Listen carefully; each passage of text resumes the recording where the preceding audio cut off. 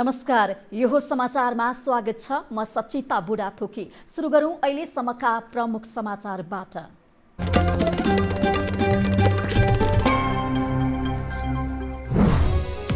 Corona virus संक्रमण 2002 देशमा 42,000 भन्दा बढीको मृत्यु। बितेको 24 घण्टाको अवधिमा 72,179 नयाँ संक्रमित। विदेशबाट आएकालाई क्वारेन्टाइनमा कडाई गर्ने स्वास्थ्य मन्त्रालयको निर्णय। व्यक्तिगत सुरक्षा सामग्री दुरुपयोग नगर्न स्वास्थ्य कर्मीलाई सुझाव। लकडाउनको खिल्ली उडाउँदै काठमाडौँ प्रशासन कार्यालयमा मानिसको घुइँचो। राहत दिने नाममा ओडामा भिड बढाइँदै।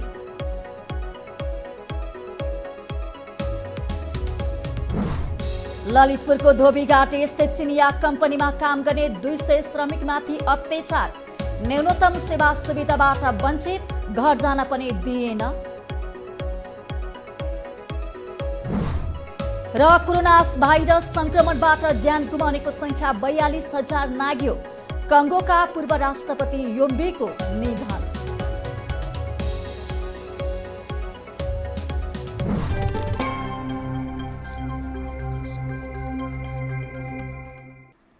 अब समाचार विस्तारमा। विश्वभर महामारीको रूपमा फैलेको कोभिड-19 कोरोना भाइरसको संक्रमण विश्वका 202 देशमा पुगेको छ। चीनको वुहानबाट सुरु भएको कोरोनाको संक्रमणबाट आजसम्म 42,107 जनाले ज्यान गुमाएका छन्। अहिलेसम्म विश्वमा कोरोना संक्रमितको संख्या 8,56,917 पुगेको छ। संक्रमित मध्ये 1,77,141 जना उपचारपछि निको भएका छन्। बितेको 24 घण्टाको अवधिमा 72,179 नयाँ संक्रमित देखिएका छन्। सोही अवधिमा 4,334 जनाले ज्यान गुमाएका छन्। संक्रमित मध्ये अहिले 6,37,069 जनाको विभिन्न अस्पताल, आइसोलेसन तथा क्वारेन्टाइनमा राखेर उपचार गरिरहेको छ। उपचार मध्ये 32,297 को अवस्था गम्भीर रहेको विश्व स्वास्थ्य संगठनले जनाएको छ। सबैभन्दा बढी संक्रमण फैलिएको अमेरिकामा बितेको 24 घण्टामा थप 23,559 जना नयाँ संक्रमित फेला परेका छन्। यो सँगै अमेरिकामा कोरोना भाइरस संक्रमित हुनेको संख्या 1,87,347 पुगेको छ। 3,860 जनाले ज्यान गुमाएका छन्। ज्यान गुमाउने मध्ये 719 जना नयाँ रहेका छन्। आज सरकारले लकडाउन गरेको 9औं दिन भइसकेको छ र देश ठप्प छ, सुनसान छ र नेकपाको बहुमतको सरकार छ। यति बेला नेकपाका नेताले सामाजिक सञ्जाल मार्फत निजी अस्पतालहरूलाई सरकारीकरण गर्नुपर्छ भनेका छन्। यस विषयमा हामी थप जानकारी लिँदैछौँ। नेकपाका नेता हिमाल शर्मा यति बेला हामीसँग प्रत्यक्ष टेलिफोनमा हुनुहुन्छ। हिमालजी। हजुर हिमालजी। हजुर भन्नुहोस्। तपाईले सामाजिक सञ्जाल मार्फत निजी अस्पताललाई सरकारीकरण गर्नुपर्छ भन्नुभएको छ, किन होला?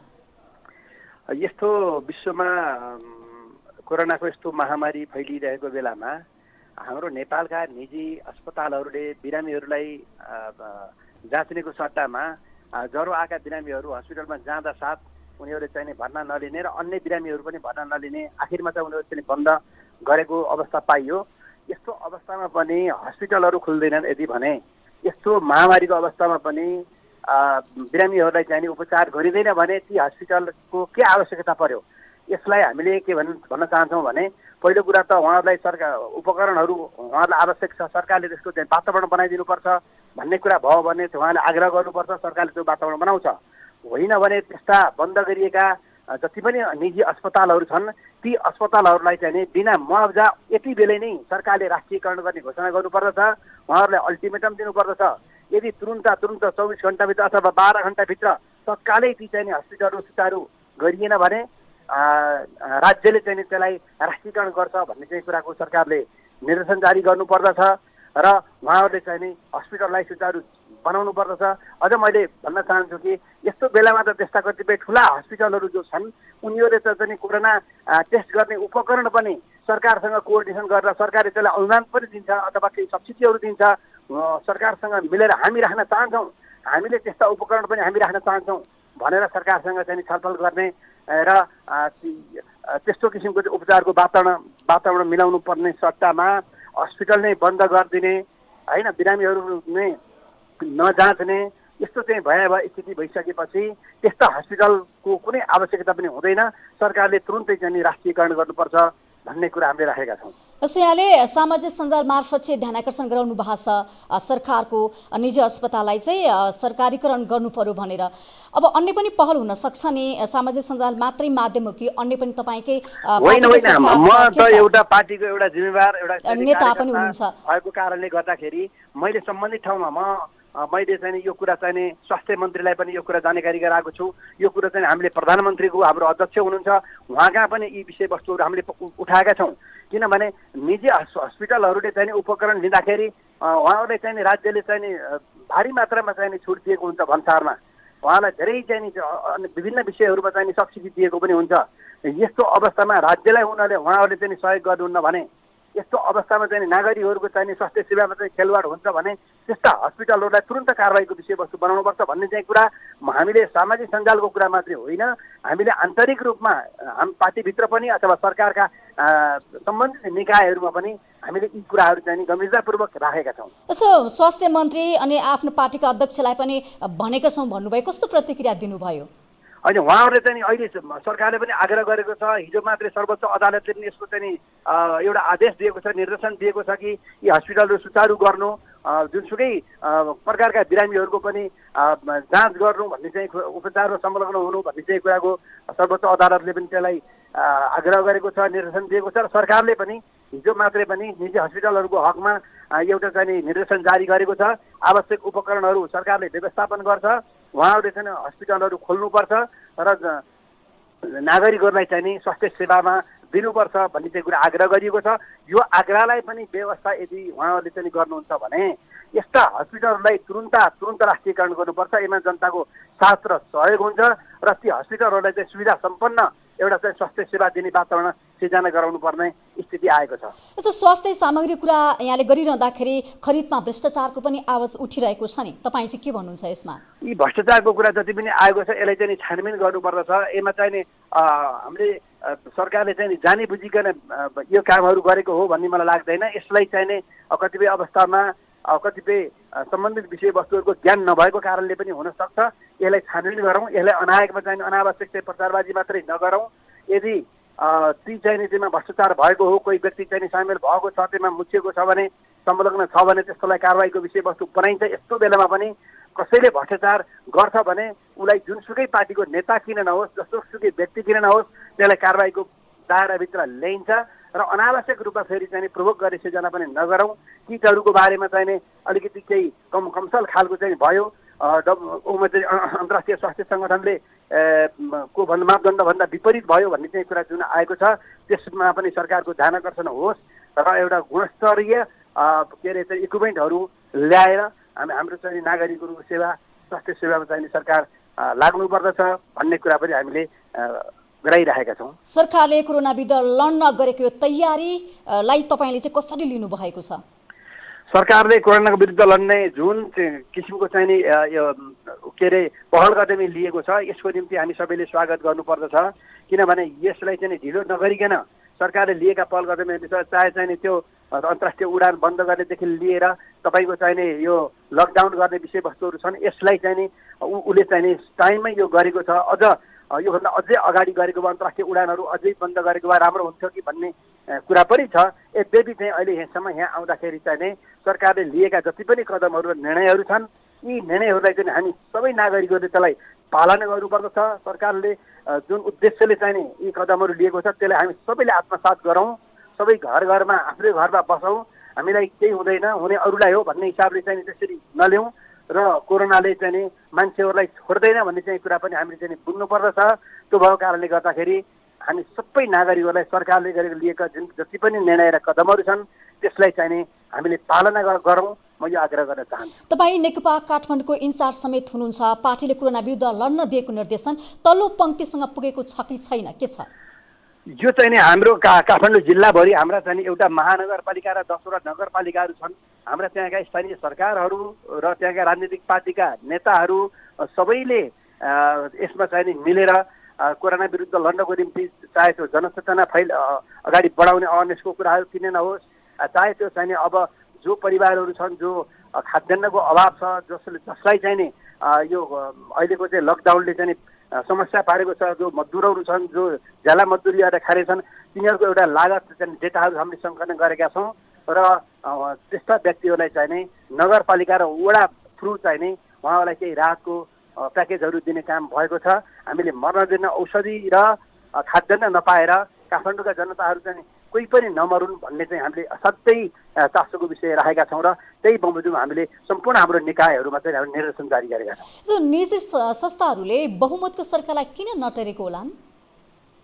होइन, निजी संस्थाहरूले चाहिँ नि चाहे बहुमतको सरकार होस् चाहे अल्पमतको होस्, जसलाई चाहिँ उसले चाहिँ आफ्नो ड्युटी के हो भन्ने चाहिँ कुरा बुझ्नुपर्छ। उहाँहरूले जस्तो सम्बन्धन लिँदाखेरि, उहाँहरूले लाइसेन्स लिँदाखेरि जे विषयमा चाहिँ उहाँले हस्ताक्षर गर्नुभएको छ, प्रतिबद्धता जाहेर गर्नुभएको छ, त्यही हिसाबले चाहिँ नि निजी स्वास्थ्य संस्थाहरूले बुझ्न जरुरी छ।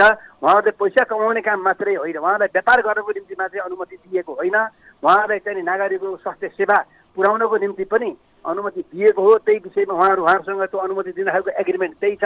यस्तो बेलामा पनि उहाँहरू चाहिँ नि हस्पिटलहरू बन्द गर्नुहुन्छ भने उहाँहरूले गरेको एग्रिमेन्ट जुन छ त्यो एग्रिमेन्ट बमोजिम नभएको कारणले गर्दाखेरि उहाँहरूलाई दिएको लाइसेन्स पनि हामीले खोज्न सक्छौँ र भएको संरचना पनि कब्जा गरेर चाहिँ राष्ट्रियकरण गर्नुपर्छ भन्ने कुरा अगाडि सारिएको हो। हस्, जानकारीको लागि धन्यवाद। उहाँ हुनुहुन्थ्यो नेकपा नेता हिमाल शर्मा। हामीलाई उहाँले सामाजिक सञ्जाल मार्फत चाहिँ निजी अस्पताललाई सरकारीकरण गर्नुपर्छ भनेर लगायत उहाँले आफ्नो पार्टीका नेताहरूसँग पहल गरिरहेको भनेर हामीले जानकारी गराउनु भएको थियो। अब बाँकी समाचार। प्रहरीले लकडाउन उल्लङ्घन गरेको आरोपमा बुधबार बिहान 8 बजेसम्म 1158 जनालाई उभ्याएको छ। काठमाडौँ, भक्तपुर र ललितपुरका विभिन्न क्षेत्रबाट उनीहरूलाई उभ्याएर कोरोना कोभिड-19 भाइरसबारे सचेतनामूलक परीक्षण दिएको हो। महानगरीय प्रहरी आयुक्तको कार्यालय रानीपोखरीका अनुसार लकडाउन उल्लङ्घन गर्नेमा 168 जना महिला र 990 जना पुरुष रहेका छन्। यो अवधिमा 153 वटा सवारी साधन पनि होल्ड गरिएका छन्।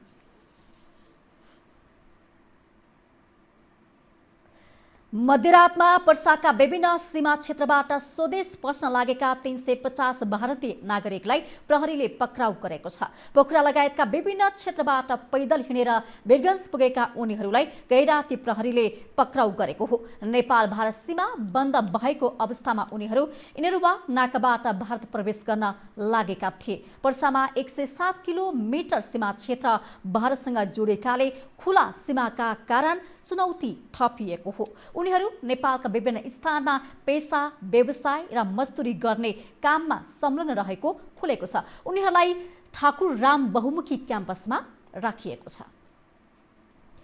सरकारले कोरोना भाइरसको संक्रमण फैलिन नदिन अनिवार्य रूपमा क्वारेन्टाइनमा बस्नुपर्ने व्यवस्थालाई कडाइका साथ लागू गर्ने भएको छ। स्वास्थ्य तथा जनसङ्ख्या मन्त्रालयमा हिजो आयोजित नियमित पत्रकार सम्मेलनमा प्रवक्ता डाक्टर विकास देवकोटाले संक्रमण फैलावटको प्रकृति हेरेर सरकारले अनिवार्य क्वारेन्टाइनलाई प्राथमिकतामा राखेको बताउनु भएको हो। उहाँले जरुका बिरामी देख्ने बित्तिकै नडराउन स्वास्थ्य कर्मीलाई आग्रह समेत गर्नु भएको छ। उहाँले जरुका बिरामीले आवश्यक उपचार नपाउँदा जटिल अवस्था सिर्जना हुनेतर्फ सजग हुन सबैलाई आग्रह गर्नुभयो। सक्ने हुन्छ। यो कुरा स्वास्थ्य तथा जनसङ्ख्या मन्त्रालयले अत्यन्त गम्भीर रूपमा हेरेको छ। हामीले सबै चिकित्सकज्यूहरू सम्बन्धित सबै अस्पतालहरूसँग इन्डिभिजुअली कुरा पनि गरिराखेका छौँ। यो चाहिँ कुरा दोहोरिन्न, राम्रो हुन्छ अबदेखि भनेर हामीलाई विश्वास छ। यहाँहरूको हामीलाई ठुलो सहयोगको अपेक्षा छ र हाम्रो कर्तव्य पनि हो। प्रवक्ता देवकोटाले हरेक प्रदेशमा 1300 देखि 2500 सम्म र स्वास्थ्य सेवा विभागमा पनि यथेष्ट मात्रामा पिपी मौजात रहेकाले उपचारमा कमी नहुने स्पष्ट पार्नु भएको हो। स्वास्थ्य कर्मीका स्वास्थ्य सल्लाहकार डाक्टर खेम कार्कीले व्यक्तिगत सुरक्षा सामग्री सही ढङ्गले प्रयोग गर्न चिकित्सकहरूलाई आग्रह गर्नुभयो। छ र त्यो गाइडलाइन अनुसार चाहिँ प्रयोग गर्नुहुन्छ भन्ने कुरा चाहिँ म स्वास्थ्य कर्मी मित्रहरूलाई चाहिँ अनुरोध गर्न चाहन्छु। डाक्टर कार्कीले लकडाउनमा गर्न हुने वा नहुने विषयमा भ्रम रहेको भन्दै व्यक्तिगत दूरी कायम गरेर खेतीपाती, घाँसपात र गाई बस्तु चराउन मिल्ने पनि स्पष्ट पार्नु भएको छ। सर्वोच्च अदालतले निजी अस्पतालहरूलाई बिना शर्त कोरोना संक्रमितको उपचार व्यवस्था मिलाउन आदेश दिएको छ। अदालतले हिजो आदेश जारी गर्दै कुनै पनि बहानामा कोरोना भाइरस संक्रमणको उपचार गर्नबाट पन्छिने छुट नरहेको भन्दै यस्ता उपचार गर्ने व्यवस्था मिलाउन आदेश जारी गरेको छ। सर्वोच्च अदालत बार एसोसिएसनको तर्फबाट अधिवक्ता पुष्पराज पौडेल समेतले दायर गरेको रिटमा प्रारम्भिक सुनुवाई गर्दै न्यायाधीश डाक्टर मनोज कुमार शर्माको एकल इजलासले सबै निजी स्वास्थ्य संस्थाले कोरोना संक्रमणको उपचार गर्ने व्यवस्था मिलाउन अन्तरिम आदेश दिएको हो। सरकारले कोरोना भाइरसबाट जोगिन भिडभाडमा नजानु, घरभित्रै बस्नु र नियमित सरसफाइमा ध्यान दिन भन्दै नागरिकलाई सुझाएको छ। तर ललितपुरको धोबीघाट फँसिरहेका 200 मजदुरको विषयमा भने सरकारको ध्यान पुगेको छैन। एक रिपोर्ट। क्षमताभन्दा बढी कैदी राखिएको कारागार जस्तो देखिने यो दृश्य ललितपुरको धोबीघाट स्थित मलपोखरीमा रहेको चिनिया कम्पनी CGCOCमा कार्यरत नेपाली मजदुर बसेको स्थलको हो। यहाँ कार्यरत एक मजदुरले आफूहरू समस्यामा परेकोले उद्धारको पहल गरिदिन आग्रह गरेपछि हामी मंगलबार दिउँसो उनीहरूको क्याम्पमा पुगेका हौं। यो टेलिभिजन टोली यहाँ पुग्दा मजदुर निकै दयनीय अवस्थामा बसिरहेको पाइयो। न खाना बस्नको राम्रो प्रबन्ध छ, न गतिलो शौचालय दुर्गन्धित मात्रै छैनन्, यिनमा ढोका समेत राखिएको छैन। जस्ताले छाएको र घेरिएको यी क्याम्पमा करिब 200 मजदुर कहर काटिरहेका छन्। हामीहरू लगभग 200 भन्दा एभव नै छौँ। त्यो ठ्याक्कै डाटा त हामीले निकाल्न सकेका छैनौँ। असुरक्षा र बाहिर गएर हामीले डाटा सङ्कलन गर्न टाइम मिलेको छैन। त्यसमा हामी 200 भन्दा माथि 250 सम्मको हाराहारीमा छौँ। कोरोना भाइरस संक्रमण फैलिन नदिन सरकारले एक सातादेखि लकडाउन गरेको अवस्था छ। मानिस बीच निश्चित दूरी कायम गर्न चिकित्सकले सल्लाह दिएको दिएछन्। भिडभाडमा संक्रमण फैलिने डरमा मुलुक नै लकडाउन भएका बेला चिनिया कम्पनीले यी कामदारको सुरक्षामा पटक्कै ध्यान दिएको छैन। कतिसम्म भने कामदारका लागि एक डल्ला साबुनको समेत व्यवस्था छैन। मास्क र सेनिटाइज त परको कुरा। पानी पनि कहाँको पानी खुवाउँछ हामीलाई थाहा छैन, न उमरले खान पाउँछ हामीले, न के छ। किनकि भोलिको स्थितिमा के हुन्छ कसो हुन्छ। एकजना यहाँ यत्रो मान्छे छ होइन, एकजनामा लाग्यो भने सबै लाग्छ। त्यस कारणले हामीलाई सेवा सुविधा दिनु पर्यो। हामीले गृह जिल्लासम्म पठाउन सुविधा हामीलाई गर्नु पर्यो। हाम्रो यो आज्ञा चाहिँ गृह मन्त्रालयसँग हामीले पुर्याउन चाहन्छौँ। जसले कपडाको मास्क लगाएका छन् ती आफैले खरिद गरेका हुन्। सरकारले निश्चित दूरी कायम गर्न आग्रह गरिरहेका बेला यहाँका मजदुर एउटै कोठामा 15 देखि 20 जना कोचिएर सुत्नुपर्ने बाध्यता छ। यस्तो अवस्थाबाट मुक्ति पाएर उनीहरू घर जान चाहन्छन्। आफ्नो कठिन अवस्थाका विषयमा प्रहरी र प्रशासनलाई जानकारी गराए पनि सुनवाई नभएको उनीहरूको गुनासो छ। काम गरियो, काम गरेर 3000-3500 रुपियाँ हातमा दिए। त्यसपछि केही पनि मतलब प्रशासनसँग बिहानभरि कुरो गरियो। प्रशासनले भन्छ कि बस तपाईहरु आफै जानुस् भन्छ। हामी जाने भए प्रशासन के को अगाडि? हामी किन भनेपछि हामी भनेको त लेबरी काम गर्ने, नजानेर त लेबर गर्छ। मजदुरको लागि त के भनेपछि मजदुर केही नजानेर मजदुर गर्छ है। त्यसको लागि केही सुविधा पाएन हामीले। चाइनाले भन्छ उता नाइकेलाई भन्छ, नाइकेले भन्छ चाइनालाई भन्छ। अनि हामी कहाँ जाने त? हाम्रो केही पनि सुविधा छैन। त्यो भएर हामी चाहिँ सुरक्षित हुनु पर्यो। पैसाको हामीलाई मतलब छैन। चिनिया कम्पनीले बागमतीको ढल प्रशोधन केन्द्र निर्माणको ठेक्का पाएको छ। यहाँ कार्यरत मजदुरलाई 10 दिन यता कामविहीन बनाइएको छ। काम बिनाको तलब नदिने भनेको र त्यसैले आफूहरूलाई घर फर्काउने वातावरण बनाउन पहल गर्नुपर्ने यी मजदुरहरूको एउटै मात्रै माग छ। क्यामेरामा सञ्जय घिमिरेका साथमा सम्वेक बस्नेत, यो टेलिभिजन, ललितपुर।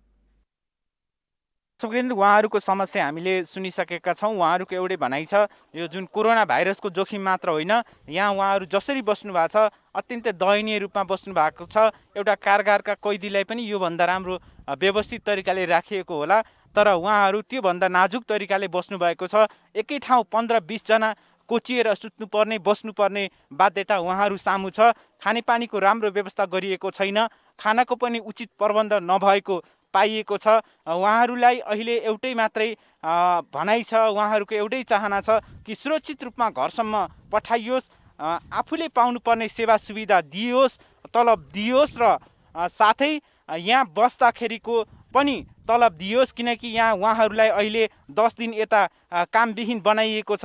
भेडा बाख्रा कोचे जसरी गरेर राखिएको छ। गर्मीको समय छ, जस्ता पाताको टिनको एउटा छाप्रोमा उहाँहरूलाई कोचेर राखिएको छ। यहाँ एकदमै अमानवीय ढङ्गले उहाँहरूलाई राखिएको छ। यसमा नेपाल सरकारले, प्रशासनले विशेष ध्यान दिनुपर्छ, उहाँहरूलाई उचित तरिकाले उद्धार गरिनुपर्छ भनेर हामी पनि जोरदार माग गर्न चाहन्छौँ। क्यामेरा पर्सन सञ्जय घिमिरेका साथमा सम्वेक बस्नेत, ललितपुर। अब अन्तर्राष्ट्रिय समाचार।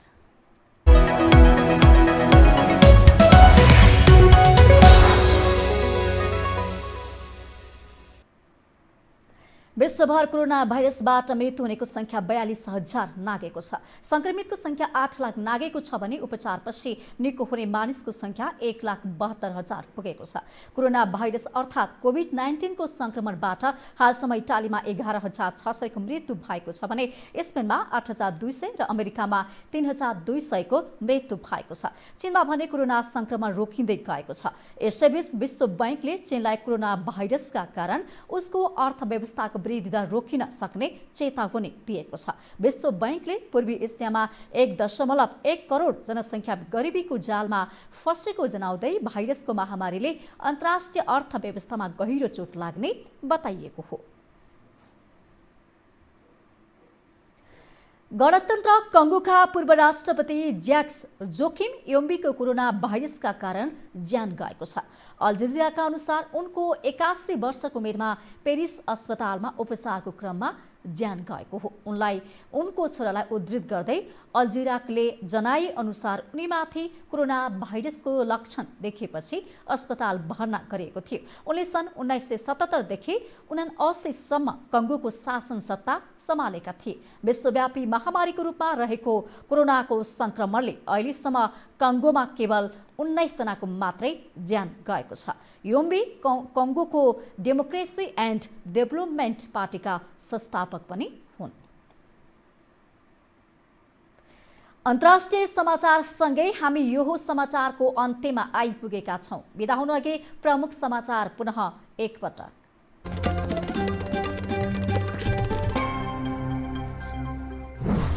कोरोना भाइरस संक्रमण 2002 देशमा 42,000 भन्दा बढीको मृत्यु।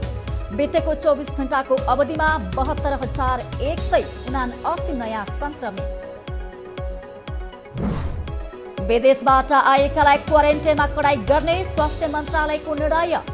व्यक्तिगत सुरक्षा सामग्री दुरुपयोग नगर्न स्वास्थ्य कर्मीलाई सुझाव। लकडाउनको खिल्ली उडाउँदै काठमाडौँ प्रशासन कार्यालयमा मानिसको घुइँचो। राहत दिने नाममा ओडा ओडामा भिड बढाइँदै।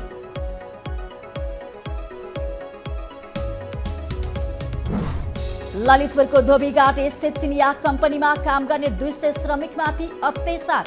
न्यूनतम सेवा सुविधाबाट वञ्चित, घर जान पनि दिएन। र कोरोना भाइरस संक्रमणबाट ज्यान गुमाउनेको संख्या 42,000 नाग्यो। कङ्गोका पूर्व राष्ट्रपति योम्बीको निधन।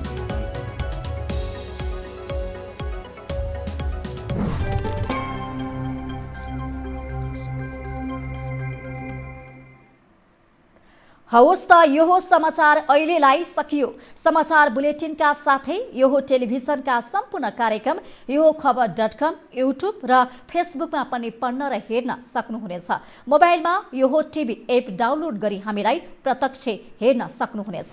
तथ्य सहितको निष्पक्ष समाचारको लागि हेर्दै रहनुहोला यो टेलिभिजन। नमस्कार।